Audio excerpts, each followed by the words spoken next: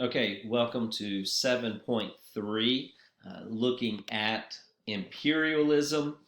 And what we need to first understand is the Industrial Revolution and nationalism is really going to shape European society in the 19th century and the 1800s, leading into the 20th century. However, imperialism will dramatically change the world during the end of the 19th century, if you will. So, what is imperialism? That's the first thing that we need to address. The definition from imperialism could very basically be the domination by one country or people group over another group of people. So, imperialism, it's when one country is going to dominate another country. Now, nationalism is pride in one's country.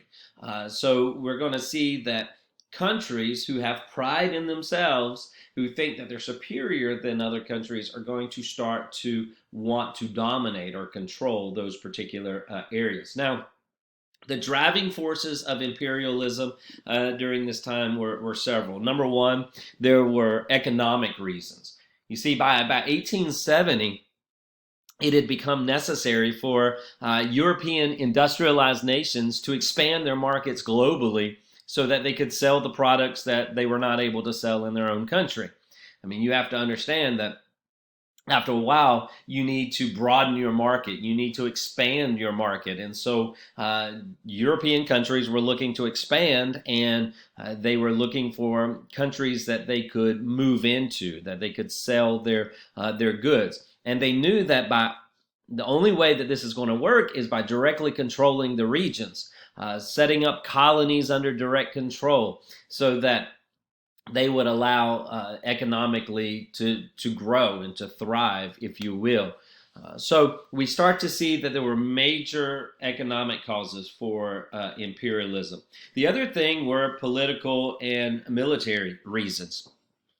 European nations felt that colonies were crucial to military power, to national security, and also nationalism. They thought it was extremely important to have a strong navy if you wanted to be a great power.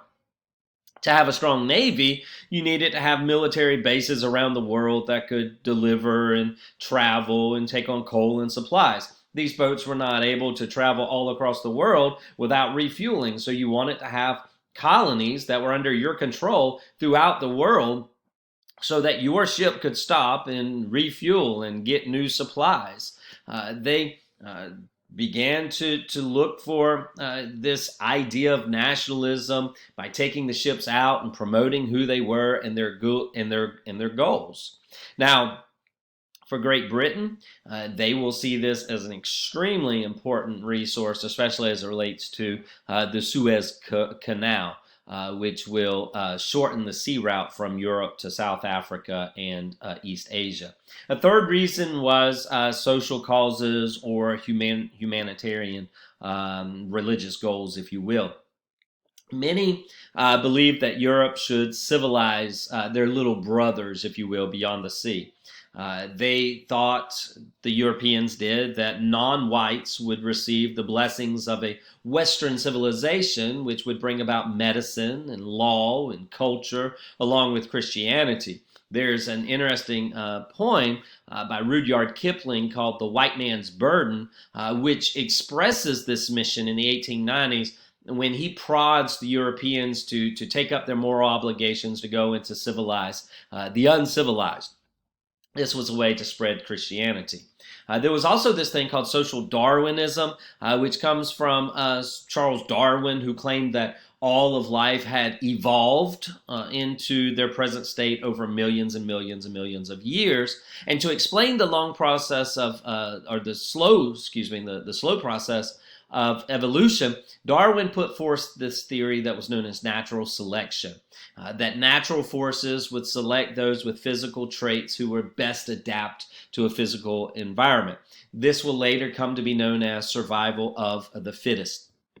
So social Darwinism was proposing that some people are more fit or more advanced than others, Europeans believed that because they were white, because they were educated, that they were the most dominant, and that it was only natural for them to conquer the inferior people so that they could, quote, improve mankind.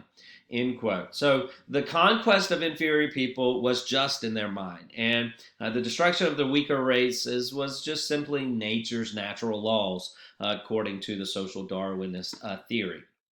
And then, of course, we have technology, the thought once again of helping the little people, helping the less materialized by bringing medicine and tools and other resources.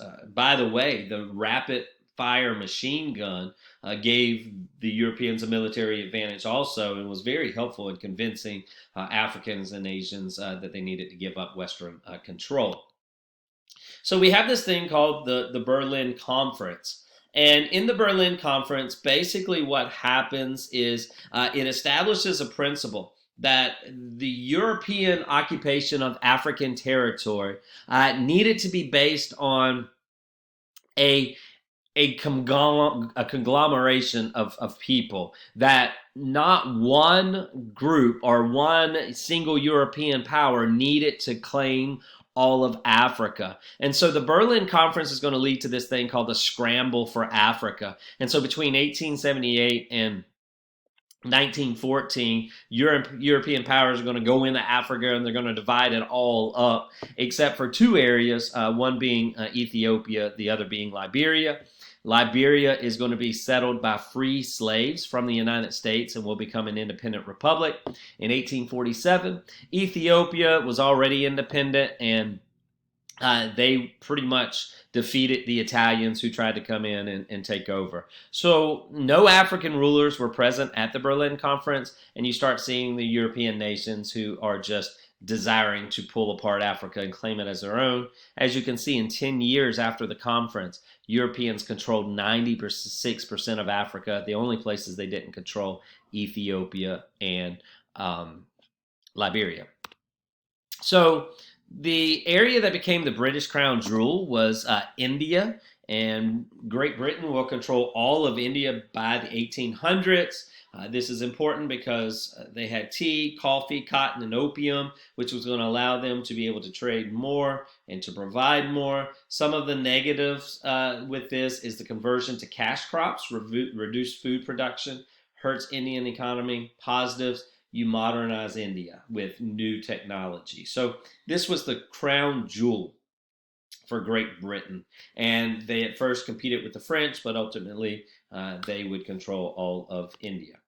What are the other Europeans doing in the Pacific? Well, they're bringing about raw materials. You can see about the Dutch and the British, as well as the French, starting to take over all of these countries. And this is going to play a huge role as nations develop. I want you to remember that thing about the French taking control over Vietnam and the rice fields becoming a trade commodity.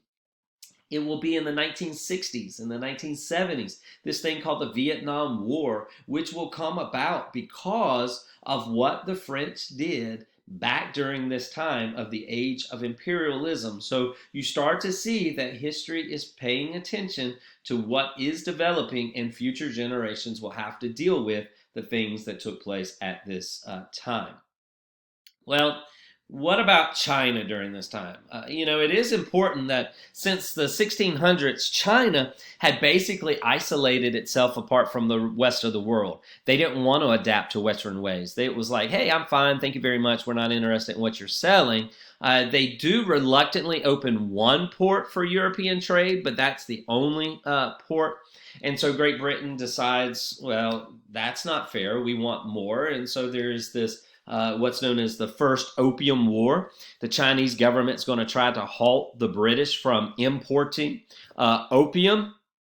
And this will allow Great Britain's superior military and industrial might to easily destroy the Chinese military force. That is going to lead to a couple of other rebellions and revolutions that are going to take place. There is this thing that is known as the sphere of influence.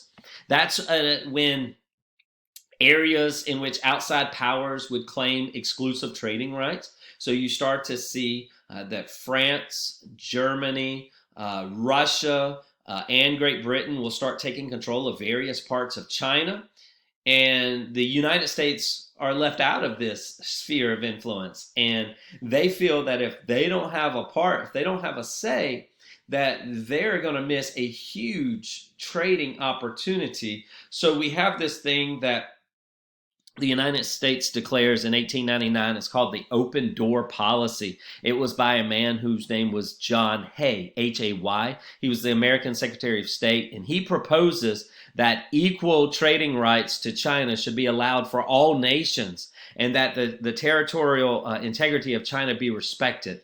The imperial nations such as Germany and Russia and Great Britain and France, they said, yeah, okay, we accept that, but they didn't really follow through with that. And the United States, they needed the open door because they wanted China's doors to be open to them. And there will be some major issues that will happen with this that will kind of keep America from getting all the benefits that they want for trading purposes. When we start looking at Japan, it's interesting to see that Japan was the only Asian country that did not become a victim of imperialism. In the 17th and 18th centuries, the Japanese, they pretty much kicked out all of the people who were Europeans. They closed Japanese ports. Westerners tried to convince Japan to open their ports, but Japan just wasn't interested in it. In 1854, we have this thing that's called the Great White Fleet, which is a group of steam-powered United States Navy ships. The reason it was called the Great White is because back in this day, the Navy ships were painted white instead of gray. And so, led by Commander Matthew Perry, they go to Japan, and basically Matthew Perry parks these Navy ships into the port of Japan and says, Japan, you've got a choice. You can either open up your ports to trade with America, or we'll just come in and we'll destroy you. We'll take over you.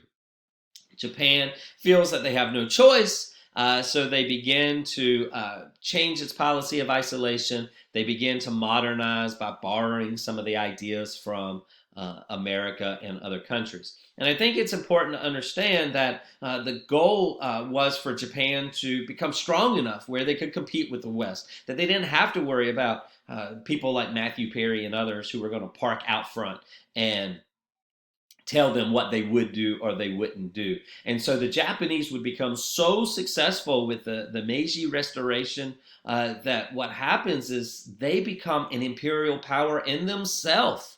And in a war called the Sino-Japanese War of 1895, Japan will defeat China and will actually claim Korea.